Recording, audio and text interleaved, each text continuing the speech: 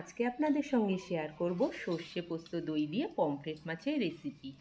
এটা বানানোর জন্য আমার লাগবে সাদা সর্ষে, কালো সর্ষে, পোস্ত, চালমগজ আর একটা টমেটো আর 3টে কাঁচা লঙ্কা।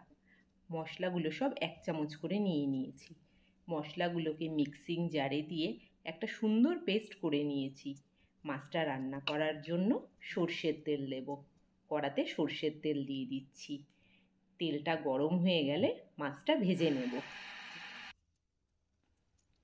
এই রেসিপিটা আমার বর খুব পছন্দ করে।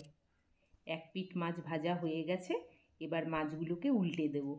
মাছগুলো আমার ভাজা হয়ে গেছে, এবার মাছগুলোকে তুলে নেব। বাকি মাছগুলোকে একইভাবেই ভেজে নেব। আমার সমস্ত মাছগুলোই ভাজা হয়ে গেছে। ওই কড়াইয়ের মধ্যেই আরও অল্প করে তেল দিয়ে নেব। তেল গরম হয়ে গেলে কালো জিরে ফোড়ন দিয়ে দেব। আর যে মশলার পেস্টটা বানিয়ে রেখেছিলাম ওর মধ্যে হলুদ গুঁড়ো, লঙ্কা গুঁড়ো দিয়ে ভালো করে মিশিয়ে কড়াতে ঢেলে দেব। মশলার বাটিটা ধুয়ে জলটাও দিয়ে দেব। মশলাটা থেকে যতক্ষণ না তেল ছেড়ে দিচ্ছে ততক্ষণ আমি কষিয়ে নেব। মশলাটা কষে গেছে, এর সঙ্গে দেব কিছুটা টক দই। এই দইটা আমি আগে থেকেই ফেটিয়ে রেখেছিলাম। দইটা দেওয়ার সময় গ্যাসের ফ্লেমটা একটু কমিয়ে নেবেন।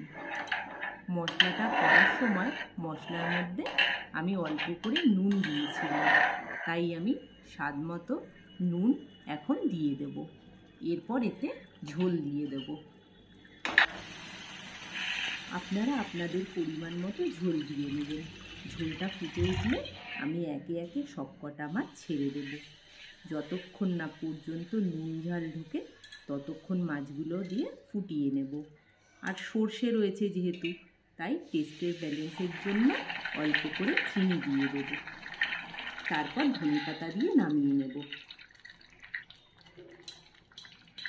ব্যাস রেডি হয়ে গেল আমার সর্ষে পোস্ত টক দই দিয়ে পমফ্রেট মাছ। আমার এই রেসিপিটা যদি আপনাদের ভালো লাগে তবে একটা লাইক ও সাবস্ক্রাইব করে আমার পাশে থাকবেন।